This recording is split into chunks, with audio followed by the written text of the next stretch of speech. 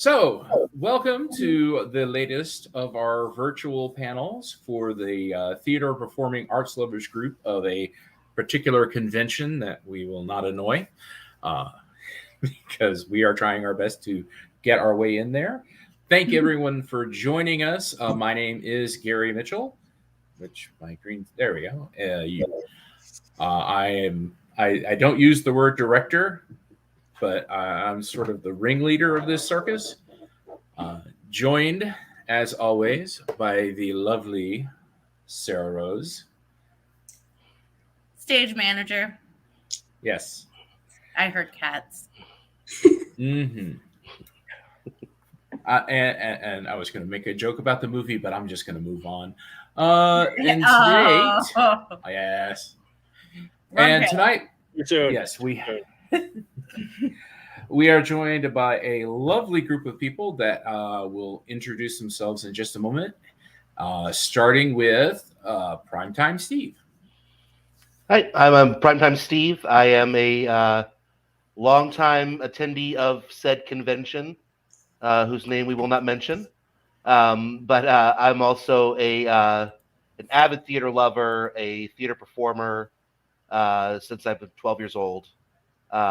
Stand-up comedian professionally, and recent transplant to Knoxville, Tennessee, where I'll be joining some of the Dolly Parton shows in Pigeon Forge. Nice. Awesome. Nice. Congratulations. Thank you very much. And then one internet directly beneath him is Jacqueline.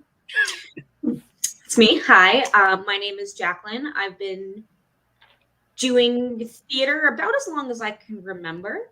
I think I was about 8 years old making my debut in Schoolhouse Rock. It was very exciting. Moved up to Atlanta a few years ago, started going to the Unmentionable convention about 2 years back. I think my first year was 2021. I performed there last year with LDOD in the Rocky Horror Picture Show, which was exciting, and was on one panel there that was live, and I'm excited to be on one here and hopefully, get to be at more in person in, August, September. Fingers crossed. Fingers crossed. All right. And then one internet next to her is Rob. Hey, I'm Rob Levy. I write for Broadway World and host the Modern Musicology podcast with a couple other folks. And I'm a part of the NeedCoffee.com Weekend Justice podcast. I've never been to Atlanta nor heard of any type of a convention in Atlanta ever. Never. Yes. And then directly beneath me, the wind beneath my wings, the Mr. Greg. Hey, there we go. I'll see if I can get you up here. Hi there. My name is Greg Hauser. I've been to Atlanta many times, mainly because my wife has family there. I have been to the Unnamed convention. Let's see. I believe my first time was 2017, and I have been there every year since, except for during the pandemic. I am a professional voice actor. I have actually been at the Unnamed convention as a guest. I've also hosted the Unnamed Convention Awards. So I get around up there. I actually got my start in theater doing some short plays through through college and such. But musicals actually are where I truly cut my teeth. And the Scarlet Pimpernel. Oh, yes. Okay. It still has a very, very special place in my cold, dead heart. But I've done, Scarlet. That was the Scarlet Pimpernel was your first musical? Scarlet Pimpernel was my first musical. I was going to say, and from there went straight into the Gondoliers, and it's just been a downhill journey from there. Well, you didn't go into the shallow end at all, did you? You just jumped right into the deep end of the pool. Oh, absolutely. Much respect, my friend. Much respect. I didn't say I was good. admitted. I never said I was good. Good is relative. Yes. Yeah, because as we all know, there's a certain point where bad loops back around to good. Oh, yeah. It's known as the trauma corollary. I can't talk. Corollary, something like that. Anyway, English, me speak good.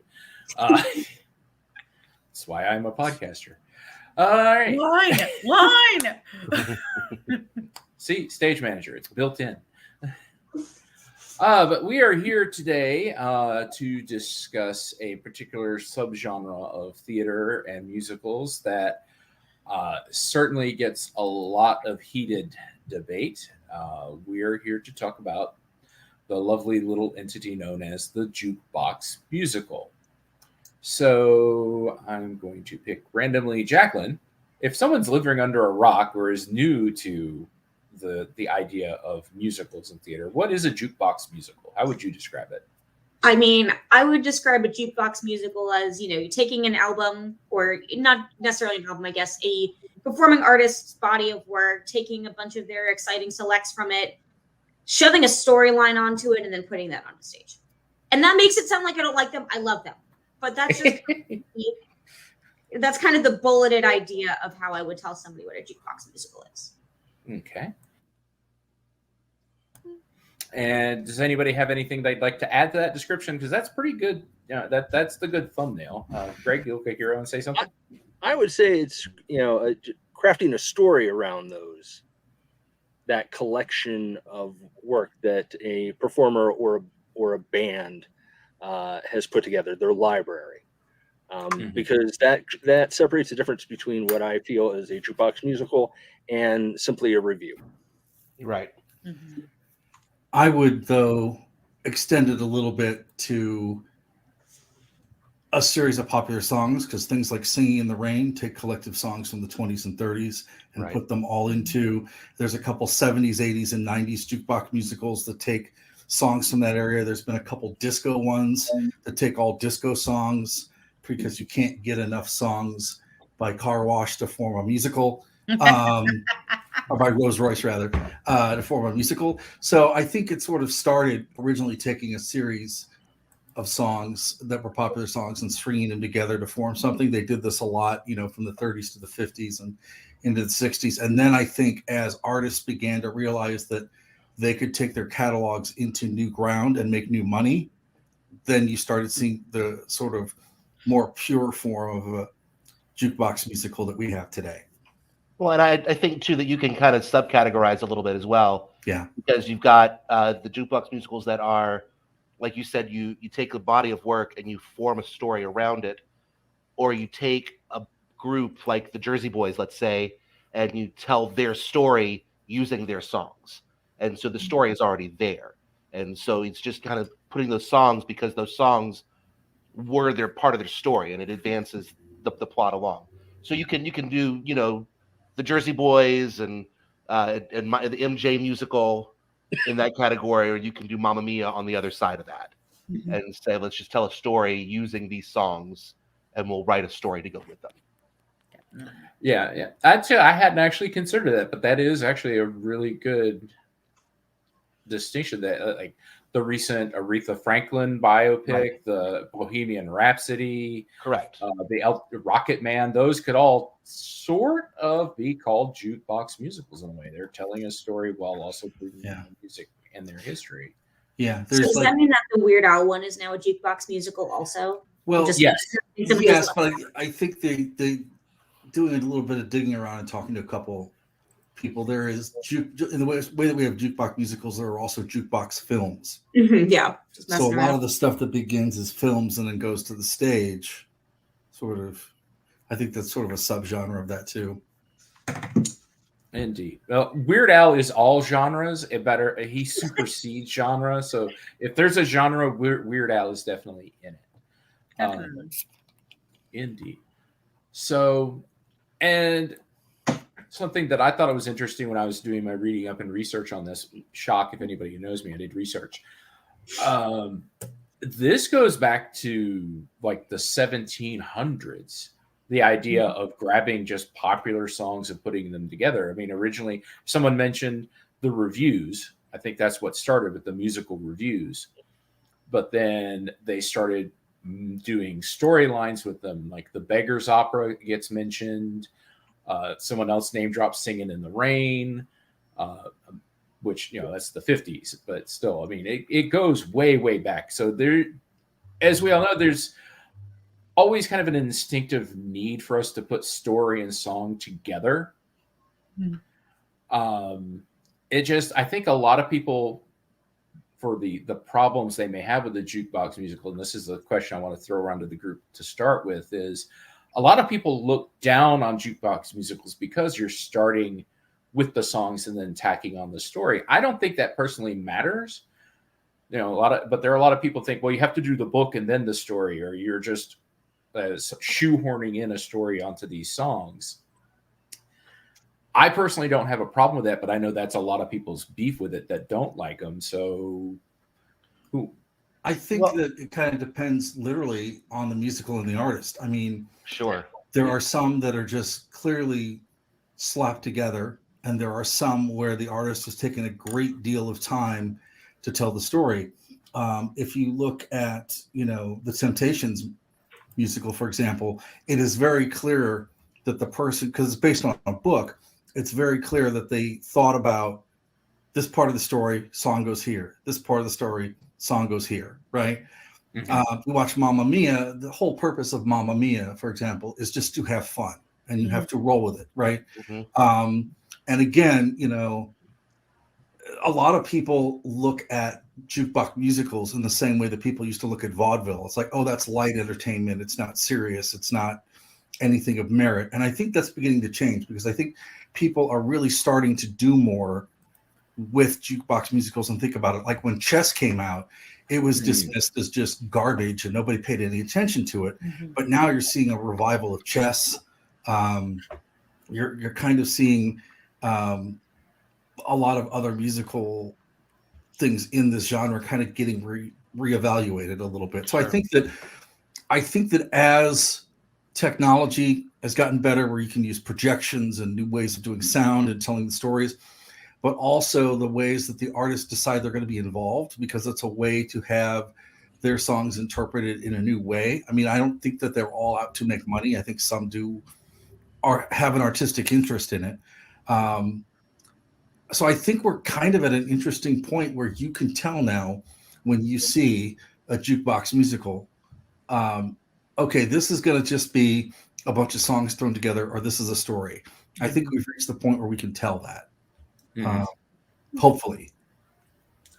And I mean, I think that, like everything else, jukebox musicals, there's like a certain place in the musical theater world for them. Like, not everybody is going to be a fan of Chess or, Les Miserables or Jesus Christ Superstar. Not everybody wants to sit through 3 hours of serious. Some people just want the lighthearted. Some people are, I was introduced to Mamma Mia was the first musical I ever heard of. And it's because my mom and dad loved the music of ABBA, and they were dancing around to it the year it came out. And I remember being like, what's that?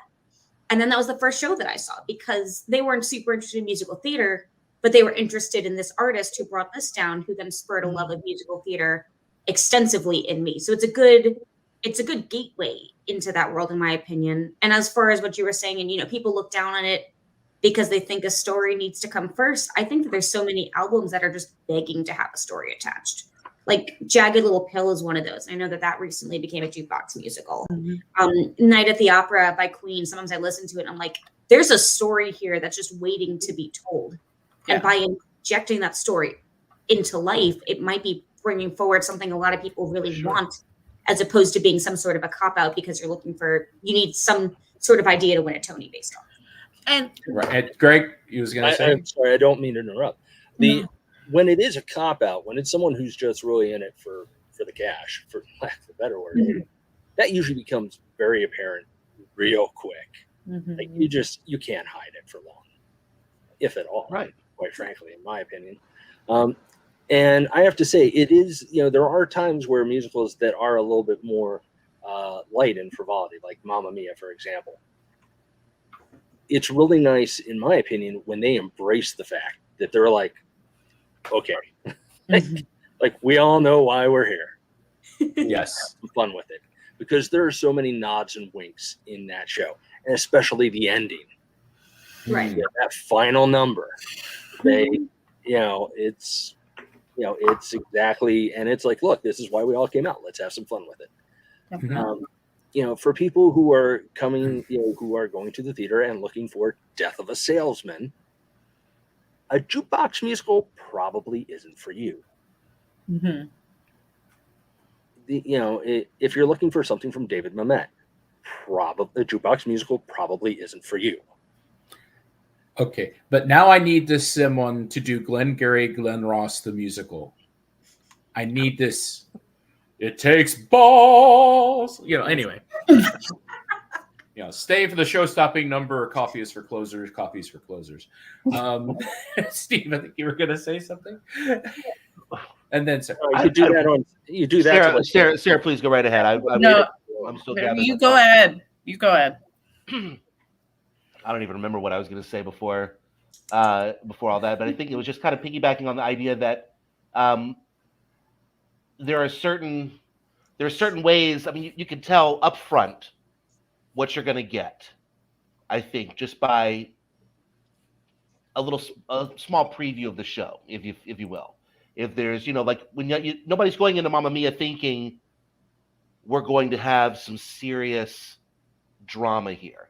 There's some good moments in the show. Mm-hmm. There's actually some great moments in the show. But it is what it is. On the other hand, like you're talking like Jagged Little Pill, which I just have to brag. I've been a high school theater teacher on and off for years now, working with high school groups. One of my students was recently in the Broadway cast of Jagged Little Pill. And I was so proud of Morgan. Her name was Morgan Dudley. And she played Frankie in Jagged Little Pill. Awesome. Nice. And I got to direct her in The Wiz several years ago when she played Glenda. And she has the most incredible voice. And that was her very first Broadway audition. She went and she nailed it. Wow, dream story right there. First audition, get cast. That's amazing. First audition, got cast. COVID shut everything down. Oh. Then they brought the show back when Broadway reopened, and she was the first one they brought back. So that's great. Really, really, really proud of her. But you know what you're going to get with an Alanis Morissette musical. Yeah, you know what that is. You ought to know what that is. I mean, if anybody's ever heard them, I see what you did there. Thank you. But I mean, that's just. I mean, I don't think that anybody's going into one of these and is surprised. Mm-hmm. With what they're coming out with. People go to these on purpose. Yeah. There's a purpose, there's a reason for them, for sure. I also think that I know we talk about these as being sort of like light, frivolous entertainment, and sometimes they're a quick money grab or whatever. But let us not forget that they do serve for many people, especially in areas that don't get a lot of theater, like bigger productions, that this is a gateway to musicals in general. So a lot of people will go and see, a jukebox musical, and then they'll go see West Side Story, or they'll move on to Cats or something else, right? So while it is easy to kind of dismiss it sometimes, I do think it does have a more important role now that it has, especially at a time when theater and theater arts aren't getting exposed to kids as much. I think if this is a gateway for them to discover theater or musical theater, I'm great with it.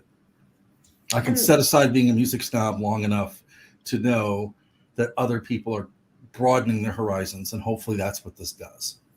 Sure. And I was talking with some folks last night about this also, and thinking about it. Like, when Hadestown came onto Broadway, I didn't think it was a cop-out because somebody took a story and put music to it.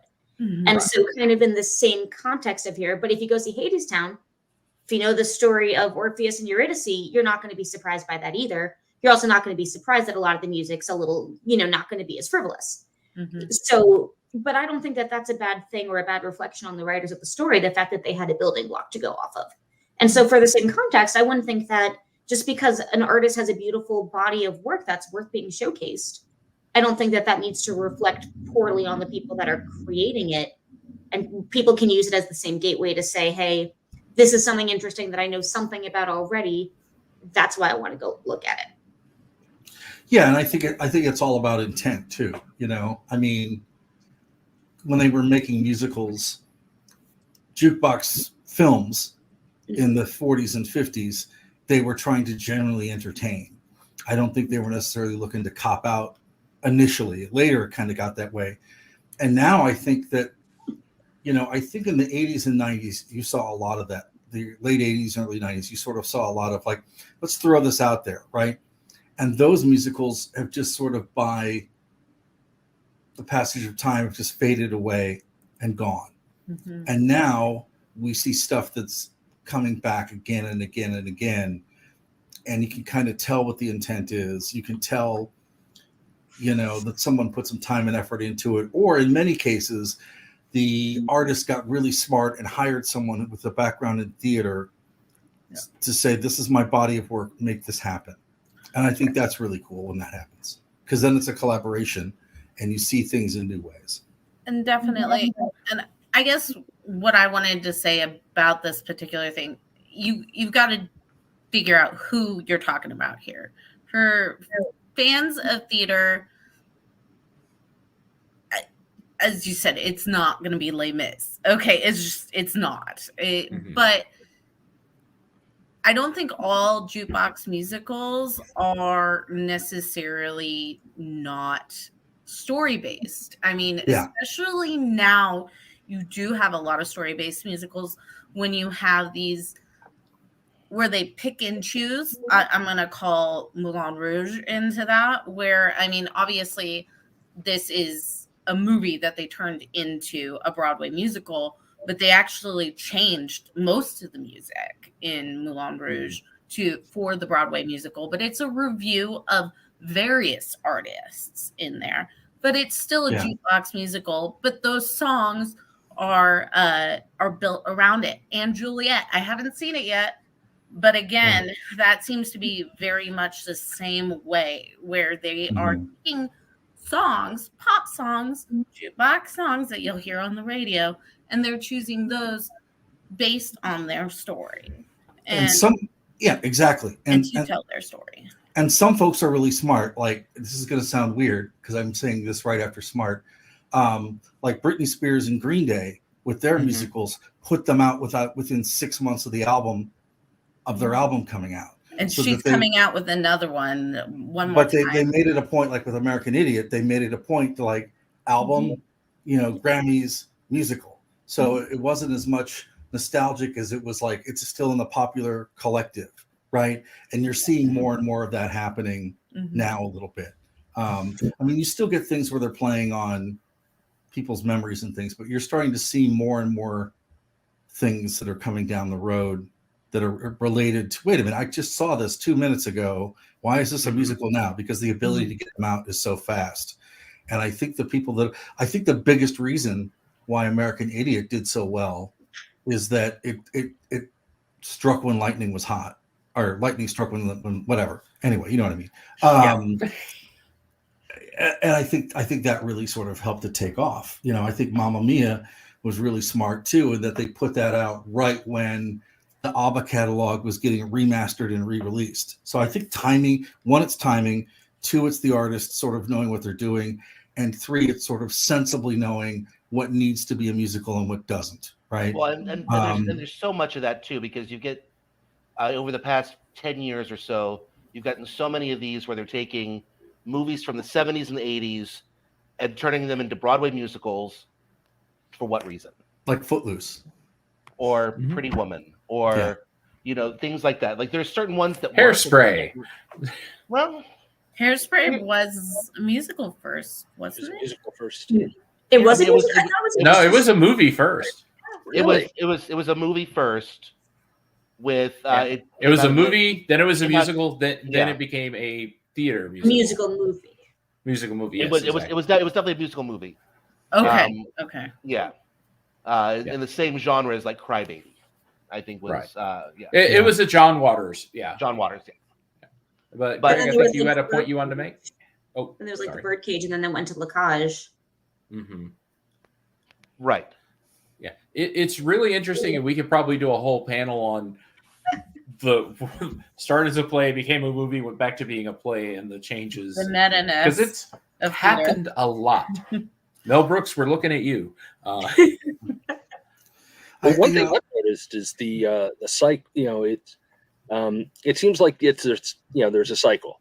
There are a lot of them that come out, and then we go for a period of time where there aren't as many jukebox musicals coming out, new ones that is, and then all of a sudden we'll have a few come out, and then a big bang, a flurry of them come out again, and if you look at the history of jukebox musicals, you see that it's always kind of been like that, but the cycle was literally decades, and now it's literally years. And only a few years. But there's also been kind of this weird morphing happening too. It's not as frequent as jukebox musicals, but you get like David Byrne with American Utopia, or Springsteen with Springsteen on Broadway, where the artists themselves is doing a Broadway residency and doing their own show, where it's more of a concert on Broadway, right? And that is kind of, I think, a direct reaction to the musical, or to the jukebox musical culture. And I think that's kind of an interesting sort of spin-off of this, so to speak. That's kind of interesting. Some artists are just like, I just want to play a concert live for 7 weeks or something, right? And that's kind of fascinating. Go to Vegas.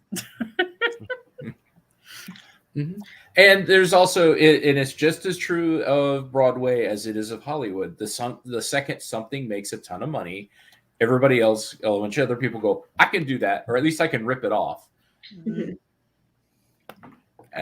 Which is why sequels are never as good as the originals, because they always take what works the best in the original and they way overdo. Well, what a disaster! I'm sorry, it was a disaster. But when you take something like, when you have a great story to tell to begin with, and you take something like let's say Rocket Man, which is one of my favorite films that's come out in the last 10 years. It wasn't as popular as people wanted, as I wanted it to be. I love the film. I think it was a great film. I think it was a great story. Being from Atlanta, I know Elton John. I've known him for several years. I knew the story going in, so I thought that the way that they incorporated the music into the story was very beautifully done. I thought it was very artfully done. It wasn't just crammed in there for the sake of, we got to put as much Elton John music in this as possible. It actually worked to tell the story. Same thing with Bohemian Rhapsody. Yep. And this actually ties into, and I'm glad that we brought up American Idiot a few times, this comment here from Connor. Artists may have motivations to turn an album into a musical at conception versus approaching the idea of adapting an album to a musical after, which ties into the point I wanted to bring up on a lot of these jukebox musicals. The word concept album.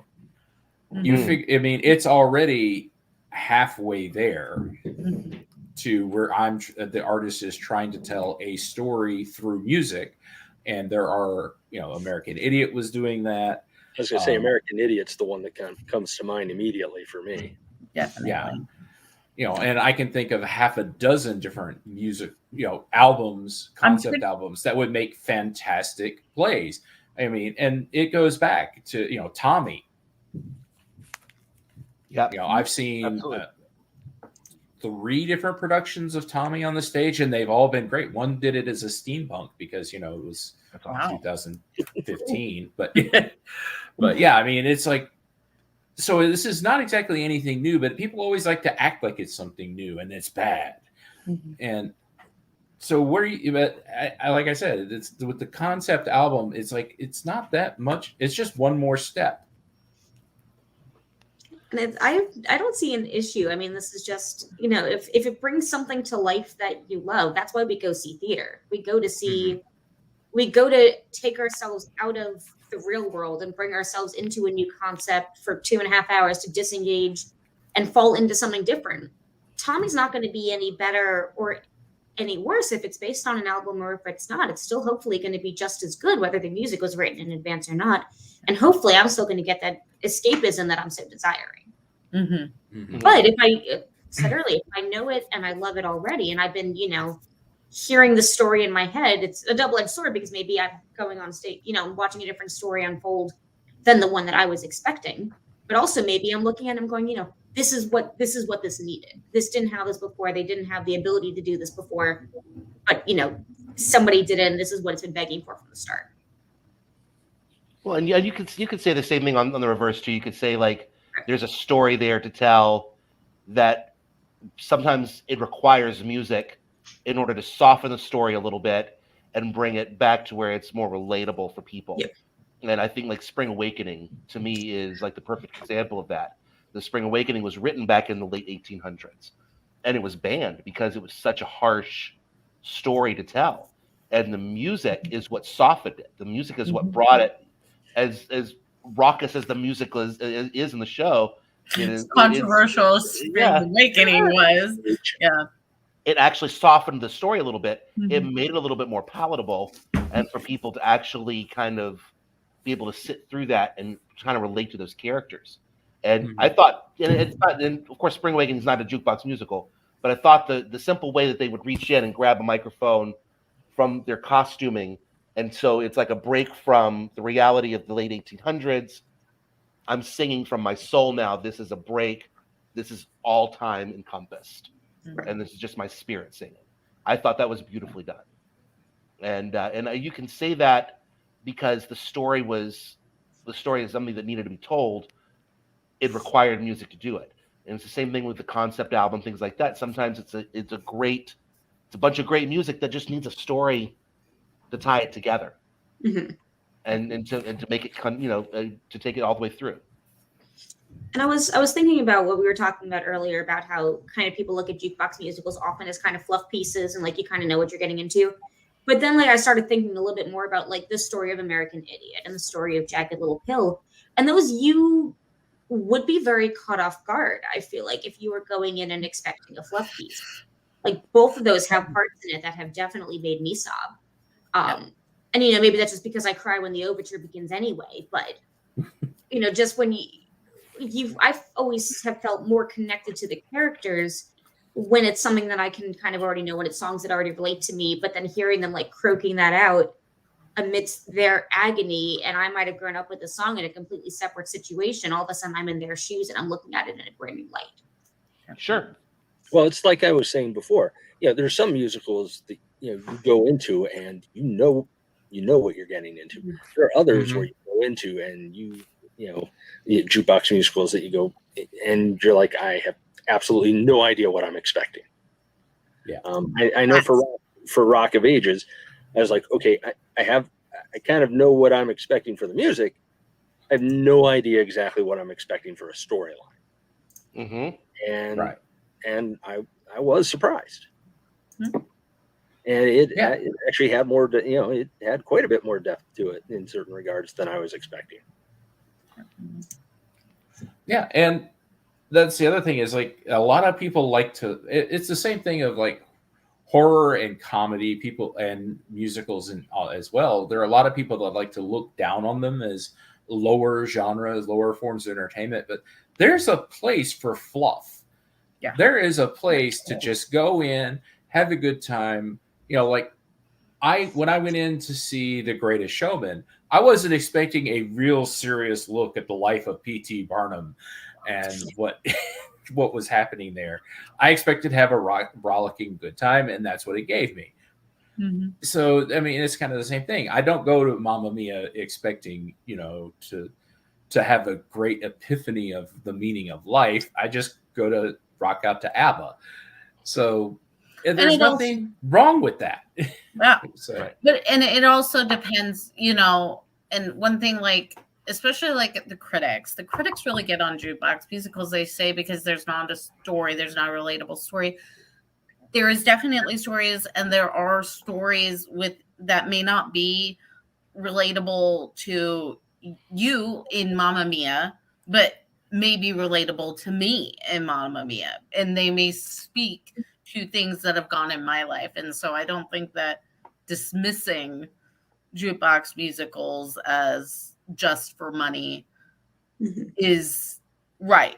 Maybe on the producer's end, potentially money, they see, okay, so ABBA sells tickets or sells albums, so they'll sell tickets. But the rest of it, I wouldn't call it. I was never as much of a fan of ABBA until after I saw the show. Right. After I saw Mamma Mia, I was like, okay, I'm in. Yeah. That's a, See, it adds a new meaning to the songs to me. Oh yeah. So, like songs that were just kind of like going right past me before. Now I'm listening to them because I'm envisioning the story to go along with them. Definitely. And it brings me right in. So all of a sudden, I became a fan of ABBA. You're right, absolutely. Exactly. Yeah, and I am going to say that sometimes, though, the criticism is accurate. Where there are ones out there. I'm not going to throw names out, but there are some that are pretty obvious. Like, okay, we have the rights to these 7 songs. Let's staple a story onto it. But like you said earlier, Greg, talking about this, those fall by the wayside pretty darn fast, don't they? Oh yeah. And and my thought, like, because, with a jukebox musical, like you said, you've got 7 songs, stapled them together, let's create a story and go.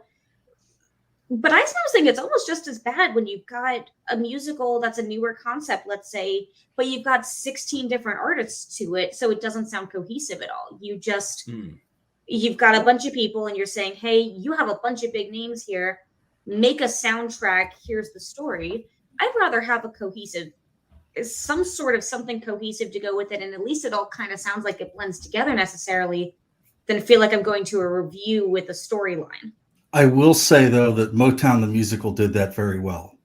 See, I think SpongeBob the musical did not. I think that might be the one where I'm thinking about, where I was like, this is too many artists at once. You also throw in SpongeBob into there as well, which, let's be honest, was a huge seller of that musical. Was SpongeBob. I mean, if you look at like $1 Million Quartet, or if you look at even going back, and I know it's film, but and this is going to cause probably some people to have convulsions, but if you look at the Bee Gees Sgt. Pepper adaptation that they did in the 70s, that was kind of a predecessor to all of that, right? You kind of can see where that's going. And I think a lot of people learned from that as they went into jukebox musicals. They said, what has worked, what has not worked, right? And what's interesting about, like you look at the Motown musical, for example, someone said they're written by the same crew. That's right. Yes, the songs themselves are very similar because the same person wrote them, but that doesn't necessarily mean you can find 70 songs and organize them. Somebody has to organize those into a cohesive A to B to C, because there are records on Motown that don't sound like other Motown records, right? The Supremes do not sound like Rockwell, right? So there is some of that going on, but then you have, like Xanadu, where you're crossing ELO with Olivia Newton-John, right? So, and I think the one thing that they did when they made the Motown the musical is they said, okay, we have a collection of songs. Let's take them to a Broadway producer team and have them pick the songs and the pacing and figure out how they would organize this and go with it, which I think really sort of worked, right? And then you get, some other musicals where they just say, this is the songs of the 70s, where it just blatantly doesn't work. Or there was a couple of ones of, like, for a while we got all these like 80s knockoff ones, right, where they just put songs from the 80s together with no rhyme or reason, and it just didn't work, right? And it just collapsed. The Disney one, and I can't remember. Oh yeah, the name. I know what you're thinking of, and I can't think of the name of it. Yes. Oh, they just reviewed a bunch of Disney songs, and it didn't work. Yeah, but something like Beautiful, the Carole King thing, which takes a whole bunch of her songs that she all wrote for different artists and weaves them together into sort of a, no pun intended, tapestry. That actually kind of worked because somebody put some thought into how they went from A to Z. So I think there are several types of jukebox musicals that work, and I think it all depends on the approach that the producers take, and how serious the people that want to put it on are. Right?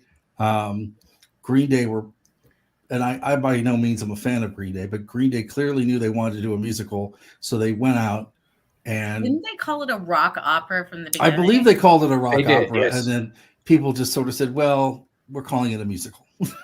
Yeah. You know, and they still call it. They call Rock of Ages a rock opera or a Well, rock. there was a time And where the same everything thing was with a Queen, ex I mean. opera. Yeah, We Will Rock You would they're Yeah. very operatic. So yeah. Grand Ole Opry, the opera. I think There's that our next without, writing assignment. Sorry. I was just say, I think that overall, you know, we can, and not necessarily we, but others can say everything that they want about jukebox musicals. But like the point is that Broadway would be boring. I feel like without them, the same way as it would be boring without a certain amount of straight plays, be Yeah. boring without the off-Broadway stuff that's just interesting that you can go latch onto. But when somebody takes an adventure to New York and steps up to the TKTS booth and says, I just want to have a really great weekend and fill my life with something new. If you can see so many different varieties of things, and that's how you decide, this is what I want to latch onto, this is what I don't. But it wouldn't be interesting if there was a one just genre of musical or Sure. a performance that you were going to. Yeah, it's one way that Broadway has really expanded their inclusivity, because you get a family that's in New York, you know, dad and the boys want to go see Rain, you know, the musical, but mom and, you know, the daughters want to go see Cats or something, right? It's a way to get everybody in. It's something for everybody. And it's sort of this thing that Broadway does. And I think, you know, I think there is a place for jukebox musicals. I think they serve a purpose in that, you know, they bring people entertainment and joy, and maybe in some cases they make them discover an artist they didn't discover in a new way.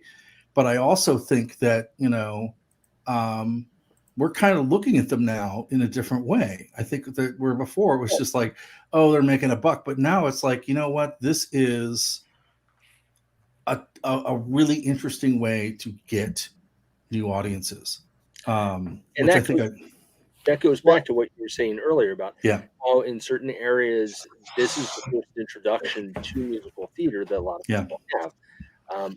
You know, jukebox musicals has also served as a wonderful way to get people introduced to, quite frankly, the wonders that is Broadway. Sure. Yeah, I mean, yeah, that's a point I wanted to bring up earlier, and it kind of got lost in the discussion. But yeah, I am all in support of gateway drugs. Whatever will get the kid in the door. It's like, yeah, maybe they would have never even considered going to see a play or a musical, and all of a sudden they see, you know, Mamma Mia. I love ABBA. They go watch it, and all of a sudden it's like, hey, maybe there's something to theater, you know, or like I said, the vice versa. It was like, wow, I never heard this artist before, but now I'm going to go check out Green Day. Wow, they suck, but the musical was great. You know, I'm not saying that they suck. I'm just saying, you know, my younger brother never enjoyed theater of any kind. He never came to see any of the shows that I did when I was in high school. But he was a huge Monty Python fan. And when Spamalot came out, I was able to get him to go and see Spamalot. And find his grill. And oh my God, he is a huge theater nut now. Yeah. He's a huge theater nut. It was the one thing to get him through the door, and all of a sudden he discovered what theater is. Right. And the magic of being in a live audience, having things happen right before your eyes, you know, things that you would never expect to see happen, you know, because there's a certain fantasy and magic to what live theater is. And you can't replicate that on the screen. You can't replicate that on any kind of audio setting. You have to see it. You have to see it live right in front of you. And I got my father-in-law, God rest his soul, into Spamalot, into the special seat. And he did not know what to expect. I did not explain it to him. And he had an absolute blast. He was a very meat and potatoes kind of guy. Concept of going up to New York, all that. He's like, nope. Went up there and he was just like, all right, when are we going back? Yeah. And see, and I think that's one of the things that a lot of people just discount about jukebox musicals as well. When you're a theater fan, you know, a lot of theater fans feel like jukebox musicals hurt legitimate theater. Okay. And like, because they say, well, especially recently, like, well, think legit theater isn't getting made. It's people are less interested in creating brand new things from scratch and stuff like that. And I don't necessarily think that's true, because you have all of these amazing writers and musicians and actors and stuff like that who are there. But the fact of the matter is what's going to keep theater alive is what is going to sell. And the way you have a audience for those original things is to have maybe some stuff that's easy to digest. And I guess that is my biggest thing on that. And, you know, then you have things that are original, that are obviously just made for the selling aspect of it, and or at least they appear to be that way, and then they're not as successful as they would have been, say, as a jukebox musical. And I'm gonna throw K-pop into that category. Okay, they would have been better off using K-pop, existing K-pop songs, to sell that musical, rather than trying to come up with new songs and new story and a bunch of characters that you don't know and people you don't know. And it just confused critics and fans alike because they didn't know these people. And I think it would have been better off as a jukebox musical. You know what really made me sort of reconsider jukebox musicals? I had a run where I saw a couple really good ones, right? Like when I saw Ain't Too Proud to Beg earlier this year, I thought, wow, that's really great. When I saw the Carole King musical, I'm like, wow, this is really, really good. But when I saw David Bowie's Lazarus, right, I'm like, okay, this is somebody whose work outside of, you know, a musical has had a profound effect on my life. And they are making the time and energy to turn their music into a musical. And I could just kind of tell this is not a cash grab, right? Right. That sort of made me go back and explore a couple other ones. And I think that we've come to this point where like people are really doing some really innovative things with them in terms of the storytelling, and they're cognizant of the fact that people are on to the game, that this is just a money grab, you know? Yeah. And there's always going to be artists that get it and artists that don't. But, you know, for me, like Lazarus and Ain't Too Proud to Beg are two that sort of, because the people whose stories they tell were directly involved, really, I think resonated with a lot of people. So I think that there is a certain thing to that too. And I think nostalgia is part of it too, but I also think it's making sure it's done right. Yeah, I've always had the opinion that the only thing that will kill theater is bad theater. Sure. And that's kind of where I was going to go with this. And I'm saying this because I've had the opportunity to I get this question a lot at anime conventions, where I have people who ask me, you know, what do you think about, you know, dubs? And I'm like, well, because there's always the sub versus dub. And it's the same answer here. It's, you know, it's not that, you know, jukebox musicals aren't bad. Bad jukebox musicals are bad. And with that, bad musicals are just bad. I think that's true. Deanna, I've been loving all of her comments also just popping up, one of which I've been thinking about. But there was the one, I think she mentioned something about Pretty Women not being the biggest fan of it. And I'm not going to comment on whether or not the musical is a little bit more colorful than that, but yeah. What? Her comment was a little more colorful than that, but yeah. I'm just being polite. But no. Thank you, Deanna. But you know, it's not a jukebox musical. It's based on a beloved movie. Doesn't mean it's going to be great. And one thing that I was thinking about though is that, you know, the rising critique of jukebox musicals amongst the entire community theater is I think it says a lot about the creativity of of us as viewers, and the availability of research to do, people creating more groups together. I've talked to my family about, like, my husband goes to writers meetings occasionally, and they're like, he goes to meetings to just meet with other writers. That's a thing. And so the fact that there's access to things like this it means that we can all compile our ideas, and we can say, if our ideas are so great, why are they just taking crappy albums and putting them on stage instead? And one other thing that Deanna had mentioned that I had kind of wanted to address earlier and found interesting was about that a lot of the jukebox musicals being made now are not for the young. We're talking about it as modern music, but a lot of them are not exactly, like, it's not recent music that's being brought up. I was thinking, but Britney Spears. I'm like, Britney Spears, like, Hit Me Baby One More Time came out like 20 years ago or something like that. Yeah. My generation. But the musical came. But that Love musical it. came out within like 9 months of that single. So Well, but the musical is starting on Broadway in like the next couple of that's a months. revamp. There was an original run of this that It bombed, was DC, I think. completely they had it. bombed. I'm It doing played a what? bunch of places and it bombed, and they went back to it. Right. The other thing too is that, and we've talked about how they're a gateway, to use Gary's word, a gateway drug to musicals. That is why I think when people go to buy tickets to jukebox musicals, I don't think they care about what a critic says. When they go see Mamma Mia, they're not looking at what the critics say. They're not going to the New York Times theater section to see. They're going because they know this artist and they like it, or they want to have fun, or they want to have the kids entertained while, the dads go see something, go see Streetcar Named Desire, right? Yeah. But yeah, I'm pretty sure there's not a single person that was convinced to go see Mamma Mia by a review. Yeah. Right. It's review. Mamma I Mia is review. think a lot of people actually were convinced to go see Mamma Mia after. I mean, it had a huge following. Okay, originally it toured everywhere, and then actually, what gave me the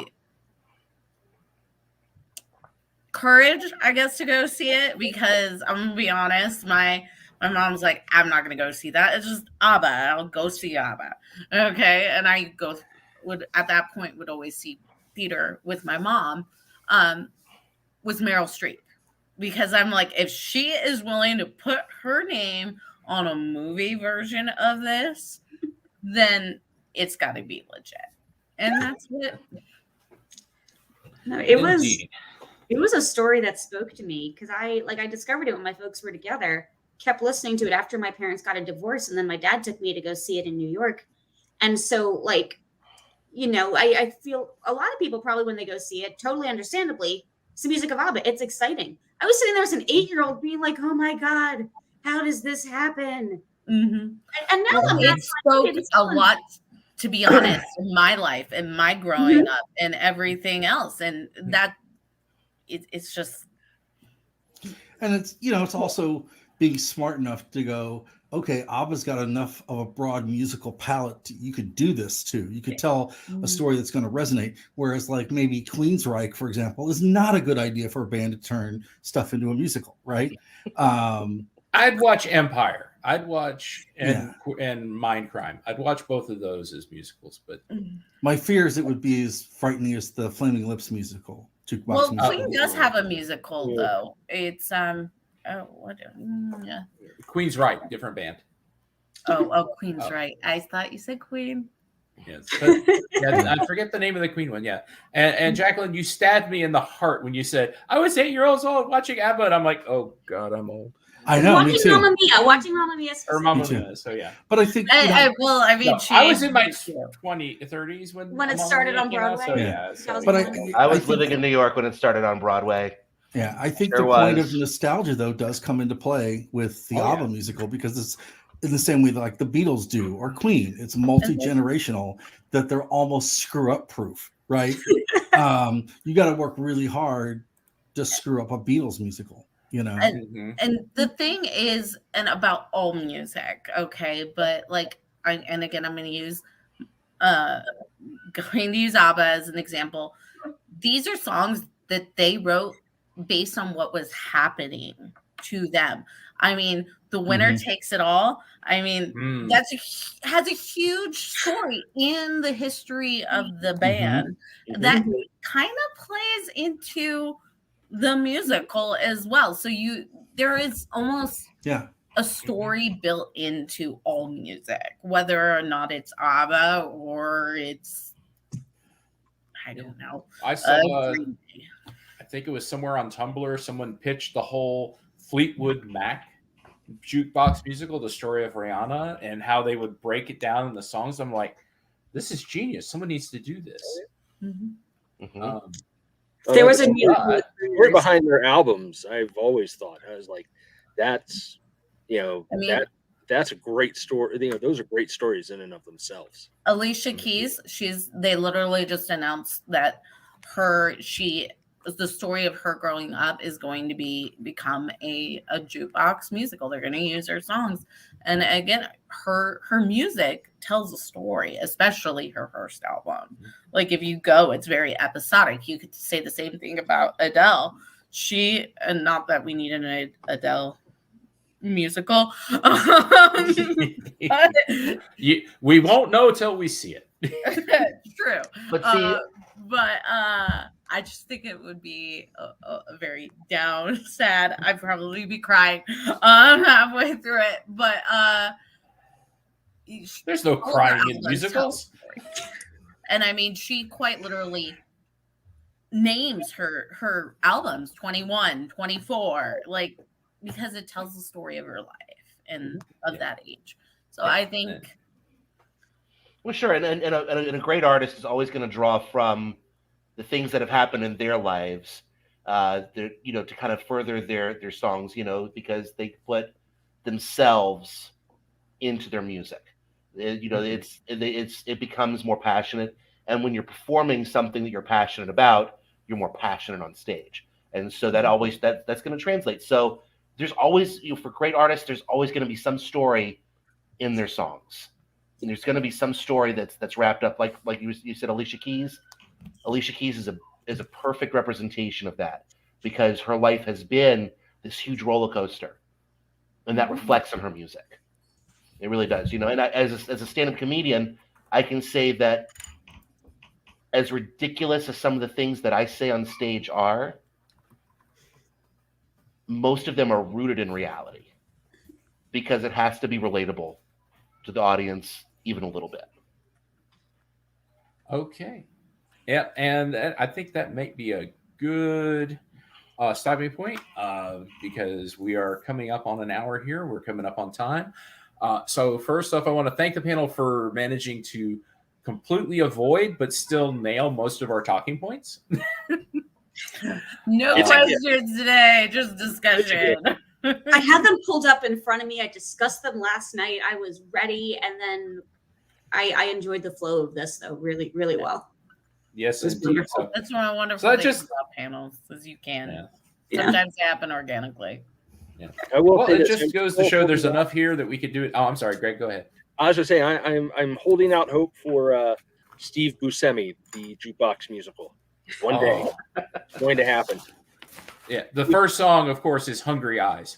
If you know his history, oh yeah, it's actually a doable thing. I'm waiting for "Breaking Up Is Hard to Do," the Taylor Swift jukebox album musical.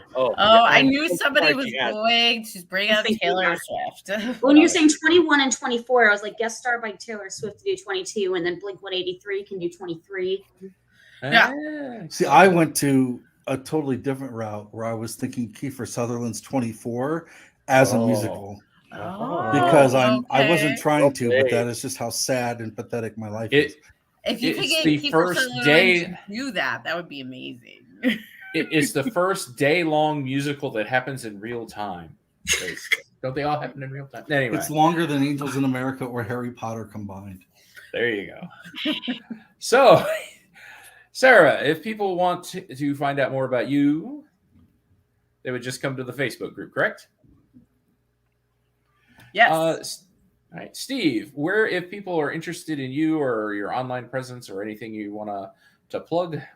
Yeah, so Twitter and Instagram, Snapchat, Reddit. I'm all PTS Comic 77. That's where you can usually find me. Otherwise, I am every year since 1994 at the convention that shall not be named. So I will be doing panels there all weekend this upcoming year for main programming as well as for the Apocalypse Rising track.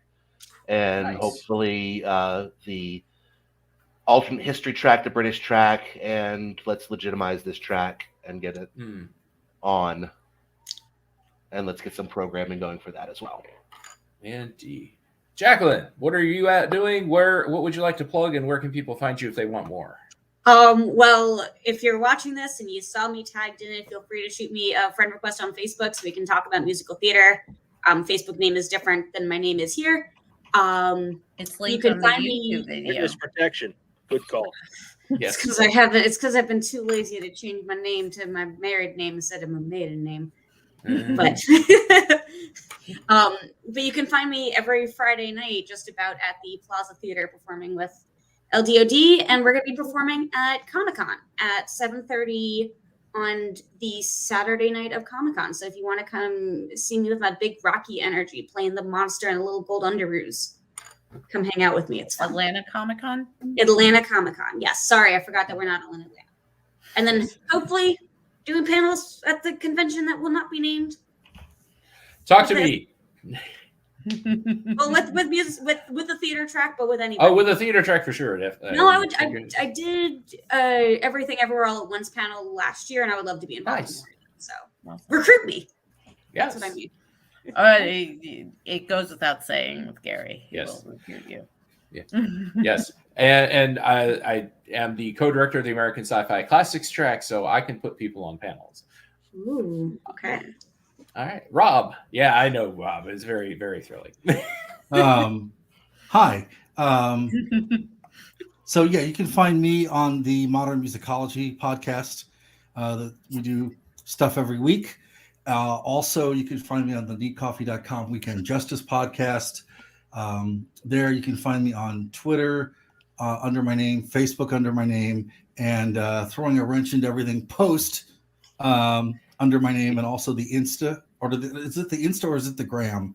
I don't know. I'm not down with the kids. So you find me on all of those. And then if you are one of those folks that listens to radio, I'm on KDHX in St. Louis every Wednesday night from 7 to 9 with Juxtaposition. If you have a life and you're doing things on Wednesday night, all of the shows are archived for 2 weeks on our archive stream, and you can listen to it that way. And I also review Theater for Broadway World, which is, if you love theater, Broadway World is all over the country. Yes. You can type in whatever city you live in. Like Sarah could type in Broadway World, Iowa, and there would be a whole thing of what's going on in your theater community, right? I write for St. Louis, but there's a main site, so if you're going to New York or Broadway, you can check that out. But look up your city where you live or where you go a lot under Broadway World and see if you can find something. They list upcoming shows. So it's a great way to learn about what's going on in your local theater community, but also if you want to support community theater and live local theater, or like indie theater or any type of theater where people are sweating and working really hard at their craft to bring theater to you in some way, shape, or form, that would be an outlet for it. And please go see local theater, because it's really vital what you do. Absolutely. Yes. And support local playwrights. Yes. Sorry. And that's great. No, definitely. We just did 2 whole panels about local theater and why it's important. Go check those out if you haven't.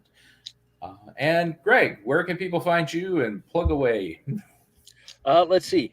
Next, I believe I'll be appearing in federal court sometime at. Oh, sorry, too much. That's why you can go back to Missouri. You can find me on Facebook, Twitter, Instagram. Also have my own website because working actor. Yep. And that's pretty simple. myname.com. Other than that, what's your next project? What time is it? About 6 a.m. Mm-hmm. No, what can we see you in next? Well, that's the thing about being a voice actor. You don't actually get to see me. Okay, hear you. You get to hear me a lot. I was gonna say, there are a couple of nationals that I'm in that you'll be hearing me in very shortly. Additionally, trying to think, there are 2 movies that I'm in that should be hopefully coming out sometime in 2023. The wonderful thing about all of this stuff is that they make you sign NDAs. Yeah. Talk about them. But yeah, so that's kind of the fun about that. All right. But yeah, if you're, especially if you're listening to all those wonderful little pharmaceuticals and all that fun stuff, yeah, I'm that annoying voice in the background telling you about all the horrible stuff that'll happen to you. If you're in the New York area right now, there are a bunch of TV commercials that are featuring a fat bald guy who got injured 6 ways from Sunday for a law firm. That's me. So hey, pays the bills. Side effects include a swollen eyeball, condition known as hot dog finger. Well, and for myself, you can find me on our wonderful Facebook page. You can find me as part of the American Sci-Fi Classics track at the convention. I also have a horror podcast called A Podcast of Amontillado. And we will see you again soon. Sarah, what's our next topic? The Art of Plays is our next topic, and it is March 4th at 9 p.m. Eastern Time. All right. So everybody, thank you so much for coming. This is a wonderful discussion. There is a lot more we could say, so maybe we'll do this again. If anyone has anything else they'd like to say, please join the Facebook group, talk with us there. This will be up for your re-listening pleasure, and I thank you all for coming. And now we'll say goodbye to the internet. Thank you very much.